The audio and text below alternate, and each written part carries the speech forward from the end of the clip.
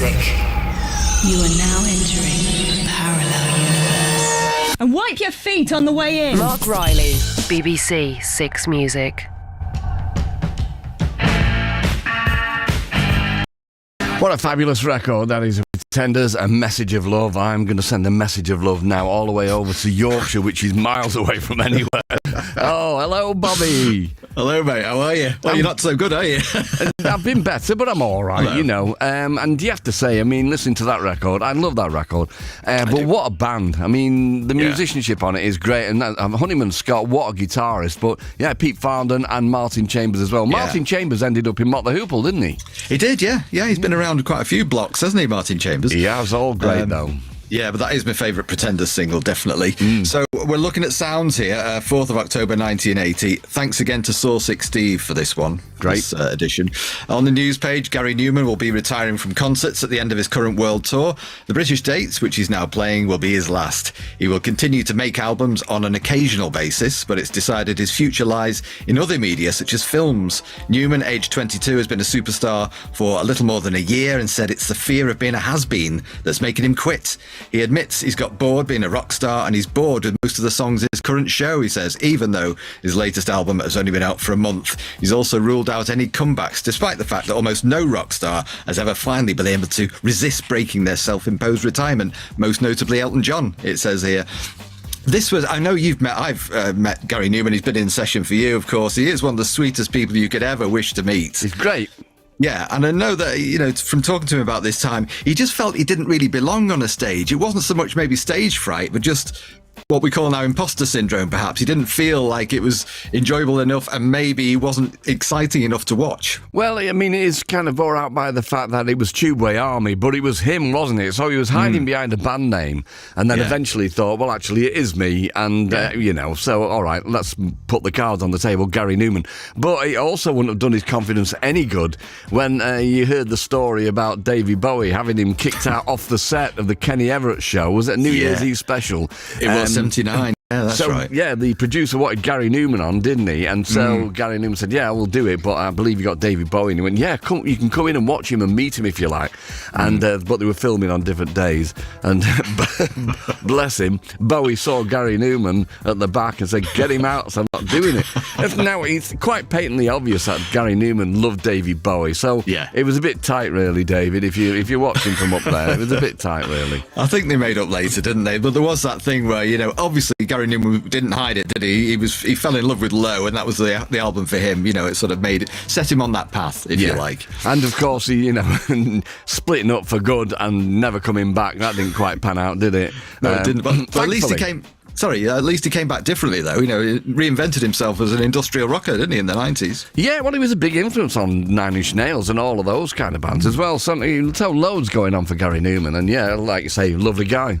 Definitely. Also in the news, Ian Gillan has finally put the Mockers on suggestions he's going to be part of a Deep Purple reunion this year. He dismissed reports that he, Ritchie Blackmore and Roger Glover would form the basis of such a reunion as total crap, putting the record absolutely straight. He said this week, once and for all, Ritchie and I, Roger and I and all the others, I hope that we can all still be considered mates. However, I wish to have nothing to do with any kind of reformation of Deep Purple. I'm very happy. Please leave me alone. Well, I tell you what, I mean, there's a pattern emerging here, mate, in this parallel universe, because the Deep Purple have just been out on the road with at the helm, but interestingly, not with Ritchie Blackmore, who, you know, it has been suggested can be problematic. I like the way you worded that, Mark. Very diplomatic. I hope it was, anyway. Also, The Professionals, featuring Steve Jones and Paul Cook from the Sex Pistols, release their second single on Virgin next week. The A-side is 123. The B-side is The Velvet's White Light, White Heat. The band's self-titled debut could be out in November, although Virgin don't seem too sure about it. They say the band are in intensive rehearsal, and when the band do play live, and there's no clue when that might be, Jones will be joined by at least one other guitarist. It seemed to be sort of beset by so many problems, didn't it? There was kind of a few little legal issues, people leaving, not being able to sort of secure live dates. I know Johnny Thunders joined them, I think. Was that for their first ever? I think sort of a bit later on. I'm not sure. There were lots of different bands with different names, weren't they, popping up? Where, you know, you never knew where you were up to with them, really. And obviously there was all the stuff with Ronnie Biggs and that. Which was pretty unsavoury, wasn't it? Yeah, totally. Rock films on TV, a glut of rock films and programmes, many never before seen on the small screen or indeed anywhere else, starts this weekend on BBC Two as part of Rock Week, which precedes the return of the old grey whistle test. Goes on to say there's going to be special programmes about the Police and XTC, Joni Mitchell, Van Morrison, Cream, Randy Newman. Meanwhile, the old grey whistle test launches its new series on October the 11th with a 2-hour programme featuring clips from the past 10 years. The programme will now have a regular Saturday slot late at night, early evening repeats on Tuesdays. So this would have been that sort of period, wouldn't it, where Bob Harris was no longer there, and before they really revamped it with Mark Ellen and David Hepworth later in the 80s. So this would be Annie Nightingale, I'm guessing. Yeah, it was a kind of transition period, that, in a way, wasn't it? But, you know, it is funny because if you look at the BBC archive and how at the point in time of all of these programmes, or indeed radio programmes being made, then things were just recorded and put on shelves. There we go, we entertain people for an hour, that's great. And then, of course, you turn around and it's a jewel in the BBC's crown, isn't it? To be able to see all of that amazing footage from the whistle test from all those years is an absolute godsend. Yeah, it's incredible, and especially in the early days as well. I'm talking the early 60s, when they just used to routinely wipe tapes as well. Mind boggles to the amount of stuff that was lost as well in transition.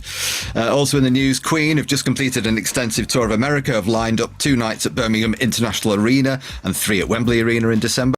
The concerts in Birmingham are the first at a new venue designed with rock concerts in mind. It's part of the National Exhibition Centre and has seating for 11,000 people. So this is the start of the NEC as a venue, is it? I mean, I remember going there in my previous career when I was doing design stuff and going to see like screen printers and various things. And I just wondered, when was your first visit there? Because I saw Rush there at about 83. You know, I can't remember. I saw Prince there doing the Love Sexy tour. I definitely saw that. And I saw Roy Cooder there. I've been a few times, but maybe Prince, would that have been about 1989? Yeah, roughly about that, I think. Possibly. And tour news for you and I. Captain Beefheart plays his first British tour for 5 years when he comes over later this month following the release of his latest album, Dock at the Radar Station. He opens at Cardiff University on October the 25th, and it goes through all the dates, including one at Manchester Apollo. Were you there? Yeah, I was. Ooh. I was very lucky to see the last Beefheart tour. Comsat Angels open for them. But on that tour, you know Les Pattinson from Echo and the Bunnymen? Yeah. He used to take photographs all the time. And I think he had quite a lot that were undeveloped. And it's still on rolls and stuff. But he's been tweeting some great shots. He took a great shot of Martin Brahma from the Fallen Blue Orchids when they were opening for Echo and the Bunnymen on a tour, early 80s. But he took a great photograph of Captain Beefheart on that tour as well, by the side of the stage, by the look of it. Really? Oh, yeah. Wow. I know that Les had all this stuff that he hadn't developed, including tons of stuff from Eric's, I believe, in 77, etc. Yeah. Anyway, should we get to the singles, the Soft Boys? Yeah, okay. Yeah, we're going to play for you I Want to Destroy You, which, of course, Robin did in this room with the Yummy Fur not that long ago.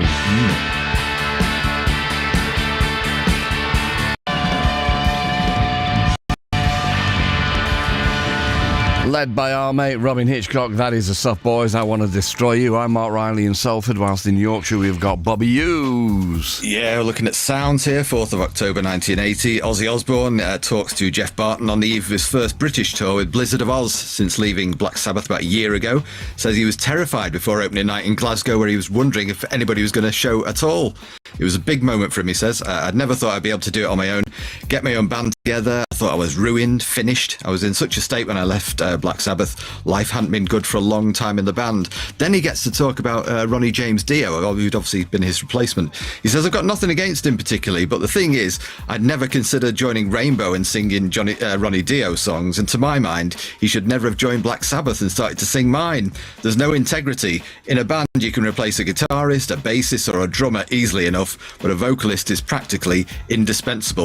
What would happen if you took Mick Jagger out of the Stones and put, for example, Freddie Mercury in the group instead? So it's an interesting general point that he raises here, and fancy mentioning as well Freddie Mercury, because probably the most sort of cogent example of this in recent years was Queen, isn't it, with with a not post-Mercury carrying on with a new vocalist. Yeah, they had Paul Rodgers for a while, didn't they? Which, I mean, I never saw that kind of... He's got a good blues voice, hasn't he? But really, and then this other fellow, is he called Adam something? Adam Lambert, is it, I think? Is it? Right, okay. But I mean, perhaps the one example that springs to mind for me, really, is Phil Collins replacing Peter Gabriel. Of course. Which is a different beast altogether, isn't it? But yeah, I get it.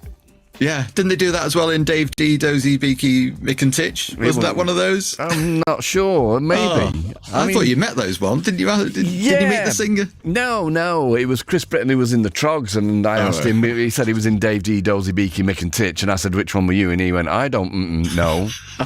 That's the story. But I think Dave D stayed the singer there. But anyway. All right, fair enough. Okay, and the residents, John Gill gets to interview Ralph Records boss Jay Clem, and is wondering, actually, as everybody does, if Clem is a residence member. This is a thing. I've interviewed one of them on Zoom, and you're always thinking, well, of course, you must be a member, mustn't you? But it's this thing that they kept up for a long, long time, best part of 50 years now. Well, Snakefinger was rumoured to be a member for a while. Yeah. He passed away, the guitarist.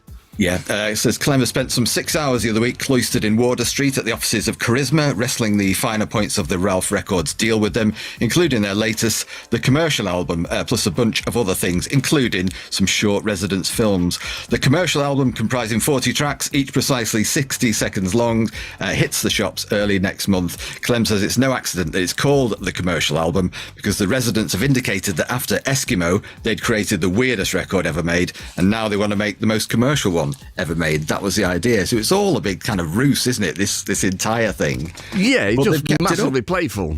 Yeah. He does go on to say, he says the main point of the residents is that if they can keep the mask up, then we all have a great time to some of the most stunning anti-rock to ever come out of America, closer to Charles Ives and Chuck Berry. They could be anyone, and they could be anywhere. Forget Saatchi and Saatchi. This is the most brilliant marketing campaign of our times. Right. Which is a fair point. Yep. Other stuff going on, including Fair Deal and back to the indie charts, I think. Must say happy birthday to Adam Ant. You're 68 today, apparently. Is he? Yeah. 68. Don't look it, does he? Anyway, No. Happy birthday, Adam.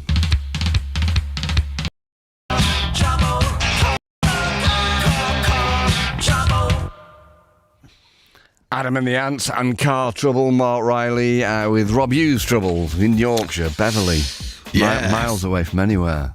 Well, not from everywhere. It's not quite miles. close to Hull, actually, mate. Yeah, it's not miles away from your neighbour, is it? It's just like No. it's almost next door, isn't it?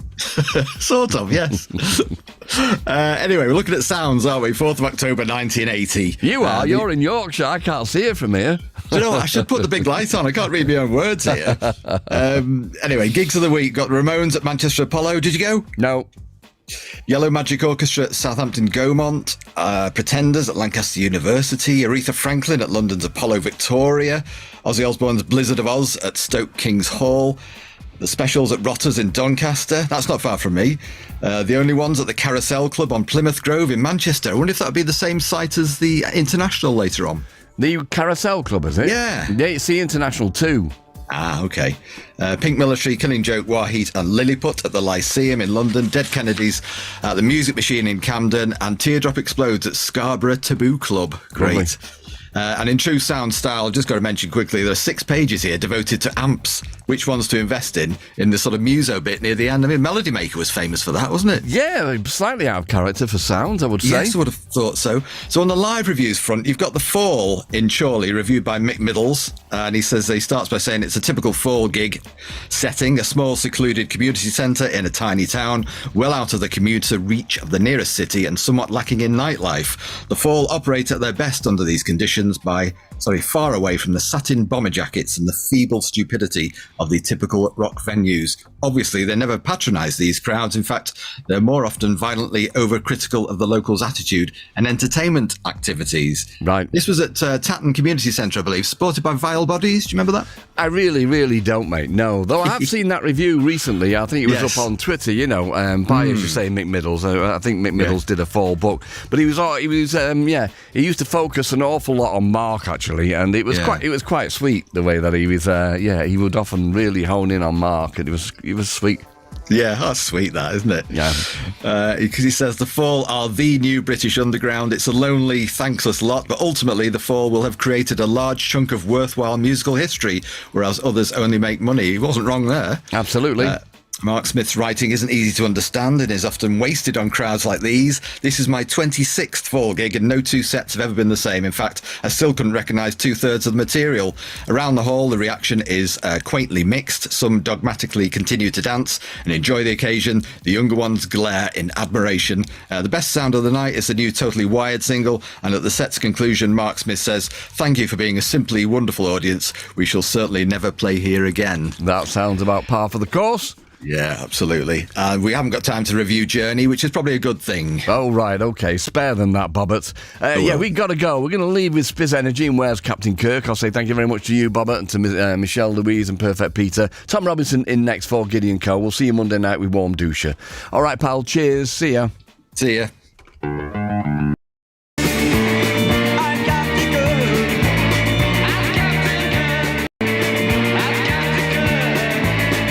Prepare to exit the parallel universe. Mark Riley, BBC Six Music. And shut the door on your way out.